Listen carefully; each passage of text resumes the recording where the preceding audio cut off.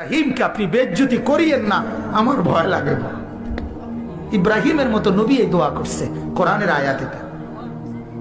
হাদিসের মধ্যে আছে মুসা নবীর মতো নবী আল্লাহর কাছে হাসরের ময়দানের ব্যাপারে বলছে, আল্লাহ হাসরের মাঠে লা আসআলুকা লিয়াউমা উম্মি ওয়ালা উখতি, আমি আমার মাকে চাই না, আমি আমার বোনকে চাই না, বাল আসআলুকা লিয়াউমা নাফসি, আমি মুসা কেবল আমাকে বাঁচাইতে চাই, আমাকে বাঁচাইতে চাই। আল্লাহ আমাকে বাঁচান, হাসরের মাঠ আমার বড় ভয় হয়, হাসরের মাঠ আমার বড় ভয় হয়। আল্লাহর নবী সাল্লাল্লাহু আলাইহি সাল্লাম বলেন, ইয়াকুব নবী নিজের চোখে দেখবে ইউসুফ নবী ওনার ছেলে দাঁড়াইয়া আছে সামনে, এটা সেই ইউসুফ যার জন্য দুনিয়ায় কানতে কানতে চোখ সাদা বানায় লাইছে। সেদিন হাসরের ময়দানে নবী বলেন, একবারের জন্য ইয়াকুব নবী বলবে না যে আল্লাহ আমার ছেলেটার কি হবে, ইয়াকুব নবী বলবে, ইয়া রাব্বি নাফসি নাফসি, আল্লাহ আমাকে বাঁচান, আমাকে বাঁচান। ওরটা ও বুঝবে, আমারটা আমি বুঝতেছি। এটারে হাসরের মাঠ বলে। বাজার এই মুসলমান, আল্লাহর নবী সাল্লাল্লাহু আলাইহি ওয়াসাল্লাম হাসরের ময়দানের ব্যাপারে এতটা নবীজি নিজেও চিন্তা করতেন। আপনারা সবাই শুনছেন, জানেন, 5 ওয়াক্ত নামাজের পরে ওলামায়ে কেরাম থেকে জিজ্ঞেস করে দেখেন, 5 ওয়াক্ত নামাজের পরে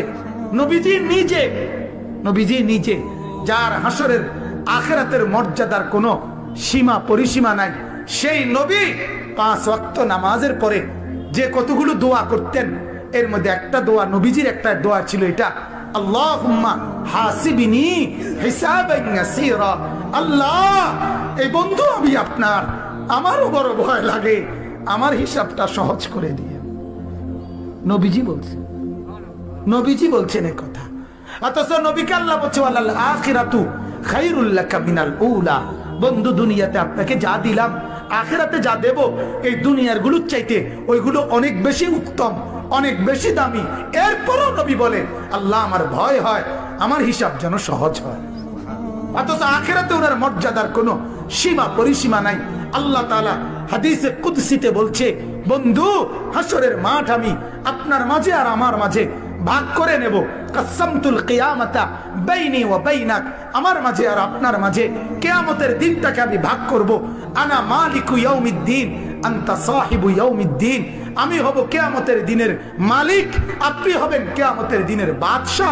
আপনি বলবেন আমি শুনবো, আপনি সুপারিশ করবেন আমি গ্রহণ করব, আপনি চাইবেন আমি দিতে থাকব, আপনার হাতে আমার ইজ্জতের পতাকা দেব, আপনার জন্য আমার আরশের নিচে মাকামে মাহমুদের আলাদা জায়গা দেব, আপনার জন্য জান্নাতের দরজা প্রথম খোলার উদ্বোধনের অধিকার আপনাকে দেব। এত মর্যাদার পরেও নবী বলতেন, আল্লাহ তবুও ভয় হয়, হিসাবটা সহজ করে। আপনি কেডা, আমি কে?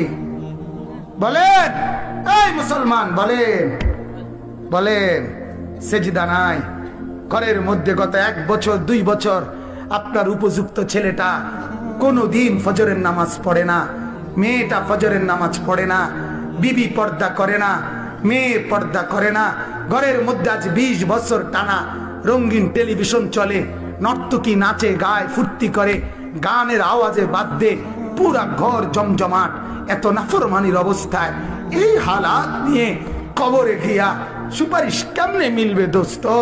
আখিরাতে নবীজির সামনে দাঁড়াবেন কিভাবে? আল্লাহর নবী তো বলবে, উম্মত এভাবে বেজ্জতি করলি কেন? 23 বছরে তোর আমার তায়েফের রক্তের কথা মনে নাই, আমার দামদাম শহীদের কথা মনে নাই, আমি 14 দিন পেটে পাথর বাঁধছিলাম ক্ষুধার কষ্টে, একথা কি মনে নাই? আমি 3 মাস চুলায় আগুন জ্বলে নাই, একথা কি উম্মত মনে নাই? আমার এত কষ্ট এত মেহনতকে এইভাবে নাফরমানি করে আমাকে তুচ্ছ তাচ্ছিল্য করলি, আমার দিনকে অপমানিত করলি, আজ কেন বলবো, আজ কিভাবে বলবো আমি মাওলার কাছে? বল উম্মত। কোরআনুল কারীমের সূরা নিসার মধ্যে আছে, ওয়াজিনা বিকা আলা হাউলাই শাহীদা, আল্লাহ নবীকে বলছে, বন্ধু হাসরের দিন আমি আপনার হাতে আপনার উম্মতের আমলনামা তুলে দেব, আপনি পড়বেন, আপনি শোনাবেন, আপনি হিসাব করবেন, আপনি বলবেন, এরপরে আমি ফয়সালা দেব, আপনি সায়া কইবেন। তাফসীরে আল্লাহর কসম এই কথা স্পষ্ট আছে।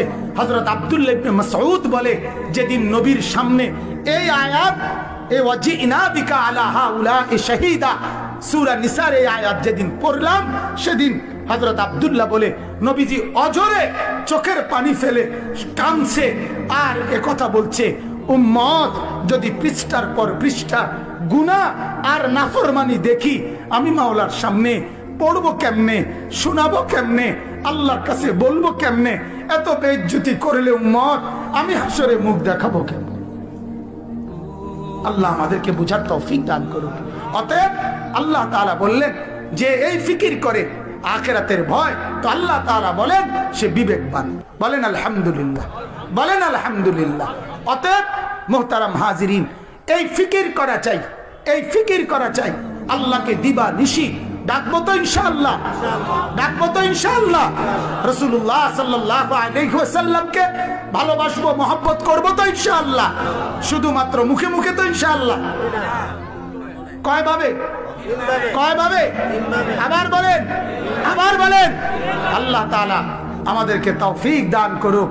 বলেন আলহামদুলিল্লাহ, বলেন আলহামদুলিল্লাহ, বলেন আলহামদুলিল্লাহ। আমার শাইখ আরিফ বিল্লাহ হাকিমুন নফস